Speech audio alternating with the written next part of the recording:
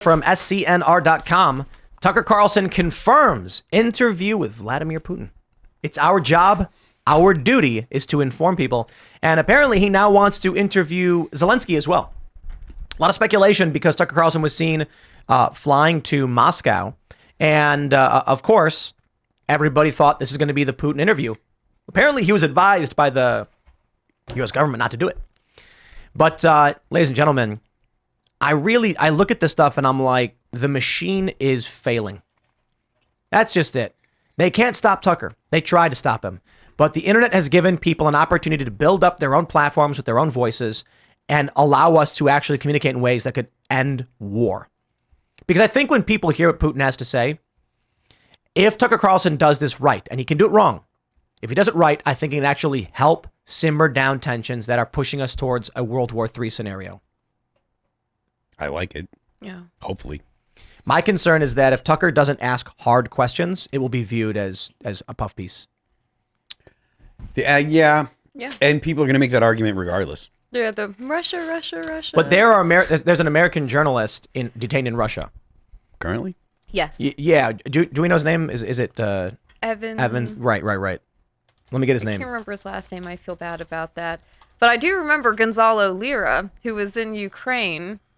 Evan Gershkovich, Wall Street Journal reporter. Wall Street Journal may be not necessarily like populist right, but they're not far left. Right. And so they've got a reporter currently detained in Russia. If Tucker Carlson presses Putin on this reporter and why he's being held, or even gets him released and returned, then that will be seen as a tremendous peace effort and substantially more legitimate. However, I think the interview probably already happened. So at this point, it's, we will see what this becomes. I bet he's back in America he was back in the U.S. before he put that stuff out. Well, people in public saw him.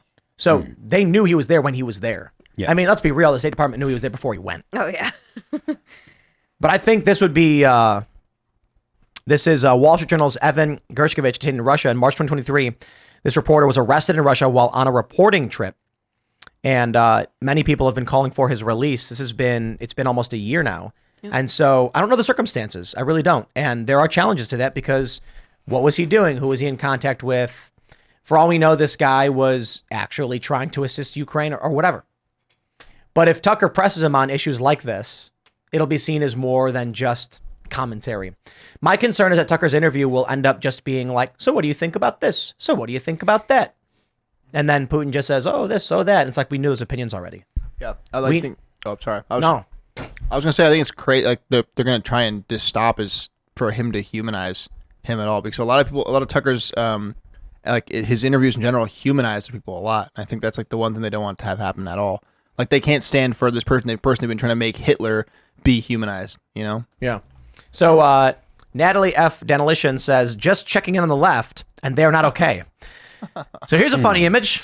It's Tucker Carlson wearing a Russian hat. Do you know what's really funny about this image?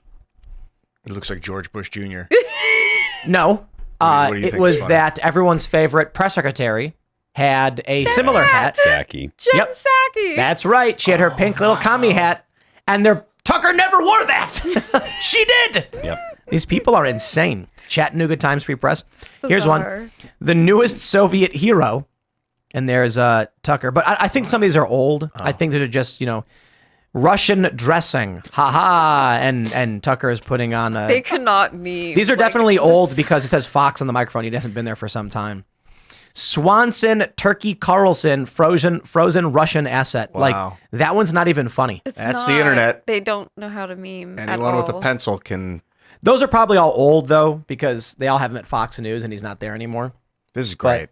I've been wanting to interview Putin for a long time. I wanted to go there with Lex Friedman a long time ago. And I was like, I just had a vision. Like I was laying in bed, like I have to do this. It has to happen because it's similar. Like I think that the message of why there's war has been obfuscated. Why I don't know. How is his English? Putin, I don't know. He can speak a little. Yeah. It'd be great if he gives the interview in English, dude. It'd be so good. It's part of what makes but he can't foreign articulate leaders. himself as intricately. in a second language. What were you gonna say? Well, what were you said that you were unsure of why the war was going on? I think a lot of people don't know what the hell's happening. They're like, does Putin wanted to take over Europe? That they think that that's what's happening. I thought that he wanted that trade port in Sevastopol, and they're trying to secure land bridges like East 105 and East 97, those freeways that go down into the Crimea across the northern. So they have to take that land, and they haven't really advanced much further than that. It doesn't look like they want anything other than Mediterranean Sea access. And that's not really a casus belli to throw our men and women at a meat grinder, and the poor Ukrainians to fund a meat grinder for those people. Like, I don't think so. And if they want a new world order, man, Russia and the United States can collaborate and make that happen. We have a very, very important contextual update on the Mayorkas impeachment. Blake Moore, off the hook. Blake Moore voted to impeach Mayorkas, only changed his vote because they needed a procedural reason to refile next week. Okay. So Blake Moore is in favor of impeaching Mayorkas. The Republicans said, I guess it can't be a tie. We need a reason to refile. So change your vote. He said, okay. So apologies. Marjorie Taylor Greene tweeted that out, saying the 3 no votes were Mike Gallagher, Tom McClintock, and Ken Buck. Blake Moore is actually helping them refile because of the other 3. So in fact, if anything, donate more to that guy for standing up. So Blake apologies to Moore. Blake Moore. I appreciate that. Yeah. Good on you, Blake. Exactly. Yeah. Anyway, Carlson cited numerous interviews the corporate press has held with Ukrainian President Volodymyr Zelensky, describing them as fawning pep sessions, specifically designed to amplify Zelensky's demand that the U.S. enter more deeply into a war in Eastern Europe and pay for it. That is not journalism. It is government propaganda of the ugliest kind. The kind that kills people, actually. That actually, he didn't actually say. I added that because it should have been there anyway. But he's right. He's right. And I mean, look, I look at what's going on now politically, and I really do feel like we have a strong opportunity to end this war machine, at least in some capacity. Trump's far from perfect, but shout out to Dave Smith when he came on the show, and even he was like, Trump was way better than these other presidents on foreign policy. Like, and we like those things. Like, it's not, we don't like what he did. We like the things he didn't do that every other president did. And I'm like, we're winning the libertarians. We're getting some of them, and that's good enough. Now with moves like this, they cannot silence us. I don't want to go to war. Vladimir Putin invading Ukraine has nothing to do with me or you or anyone in the United States. It is garbage nonsense. And that's it. Mm-hmm. We don't care about any of these other conflicts around the world. Some country invaded some other country, and what do we say? Nothing. But when the U.S. is trying to invade and do these things, did you hear what Chuck Schumer said the other day? When he was saying that, like, we may be at war in Eastern Europe. God. He said, if we lose this war. And I said, excuse me? We lose this war? I didn't realize you thought we were in it. I mean, I've been saying it's us. Many of those who aren't stupid knew it was us. But now you have the gall to publicly state we are fighting this war. Chuck Schumer just said on TV, the U.S. is at war with Russia. Well, that's insane. Bulldoze DC. And the war machine. I like the sound of that, except my concern is liberal economic order has the war machine. It's the military industrial complex, Boeing, Lockheed, these big contracting corporations. If it transitions to a new world order that's like more of a corporate governance, are they going to own the war machine then? Is it going to be corporations that own Lockheed and Boeing? And instead of them being subservient to the American government. They're already owned by corporations. Yeah, they're fascistly tied in with the U.S. government. But are they going to like disperse the span with the U.S. government and then go to some corporate fascist collusion, and then it'll be like governed from Switzerland, and we'll just become global serfs to this corporate monster? I'm not sure what you're talking about. The new world order. They want to corporatize governance. I understand that, but I'm not understanding the actual structure you're talking about or trying to My describe. concern is that right now the American government is sort of in control of the war machine, or the war machine's in control of the American government, but they have a collusive state of being, and we're benefiting from that as Americans in a way, in a big, big, big way.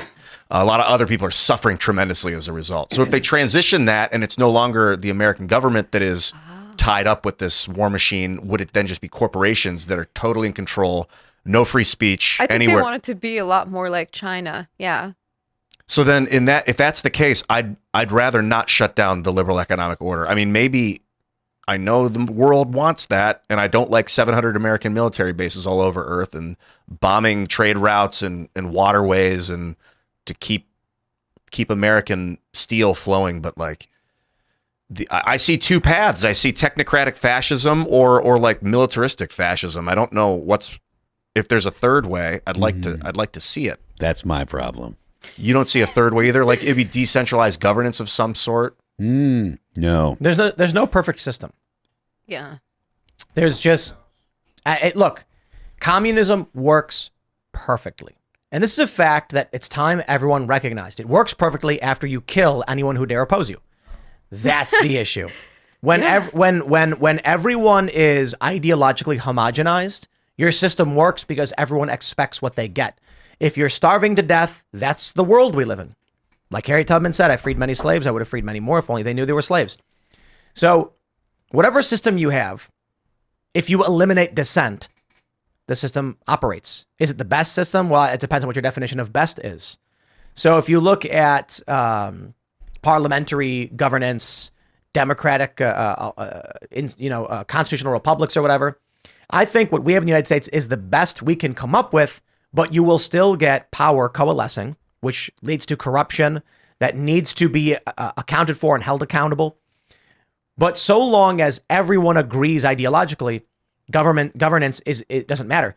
If everyone on the planet was as religious as Seamus Coughlin, you'd have world peace. You would have no conflict, no crisis. There would be no war because they would all be ideologically homogenized. It's not because Seamus is the nicest person in the world or because his religion is correct. He may argue that, but it's because they all completely agree on their moral structures and foundations as to what they should or should not do, which means no one would steal. No one would murder. If someone did, they would all agree like that was a mistake. Even the person who did it would be like, I can't believe I did it. You're right. I was wrong. The problem is when people disagree on what they should be allowed to do. And we're trying to find that balance. You had resource distribution. Right. But if everyone was ideologically homogenized, resource distribution would not be an issue. They would all completely agree. Someone would say, well, we need food in this city. Unfortunately, the only food available is by those people and they've grown it themselves and they're going to keep it. Right. Understood. It's theirs. That's it. The issue is there are people who believe I should be allowed to steal from you because I'm more important than you. And then there's a guy who says, I grew this food. It's mine. You can't take it from me. I will defend it by force because I don't want to die.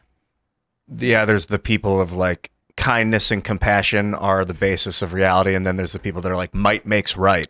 And those are the people that tend to run very things. Envious. Not to be fair, what I'm saying only works with a moral foundation. If there are people with no morals, they could all completely agree it's my right to take it, and you get nothing but chaos, war, famine, murder. I'm talking about. I think it's fair to say like Christianity.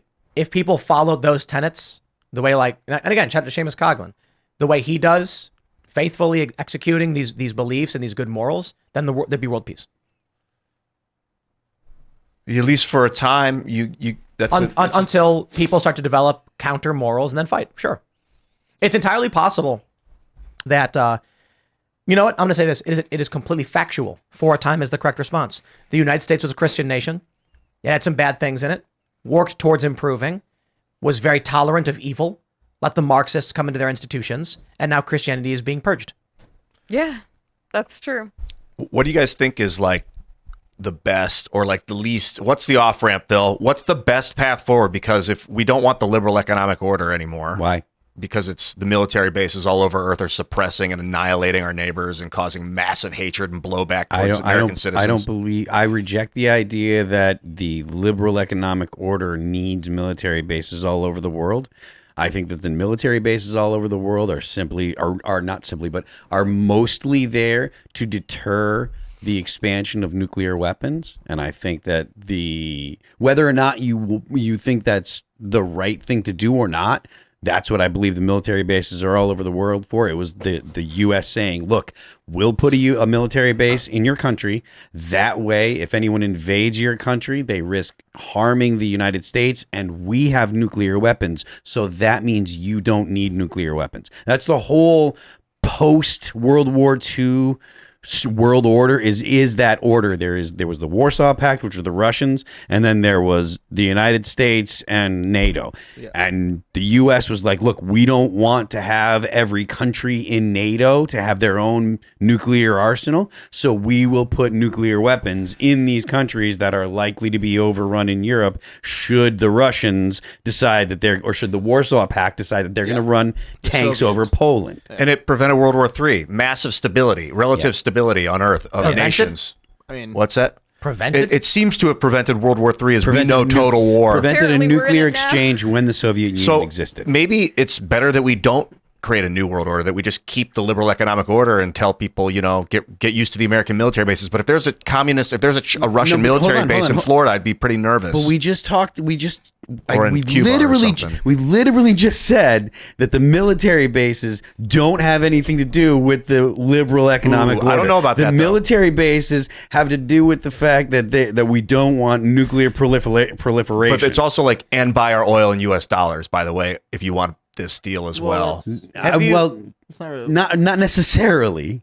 Because there are other reasons to have the U.S. dollar. Part of the reason why we do like foreign aid, right? And I'm against all foreign aid, right? But part of the reason we do it is so that way other countries have dollars, so that way they'll spend the dollars, which also gives value to the dollar. The value of the dollar comes from the fact that there's a demand for taxes. It does come from the fact that we have a strong military and we can use military force, but it comes from a bunch of different places. Now, granted, none of those places are backed by anything of value, but it doesn't mean that like the liberal economic order is inherently connected with military bases all over the U.S. or all over the world. Thanks for watching this clip from the Timcast IRL podcast. Hang out with us live Monday through Friday at 8 p.m. and become a member over at timcast.com for uncensored, members-only shows exclusive. Thanks for hanging out, and we'll see you all next time.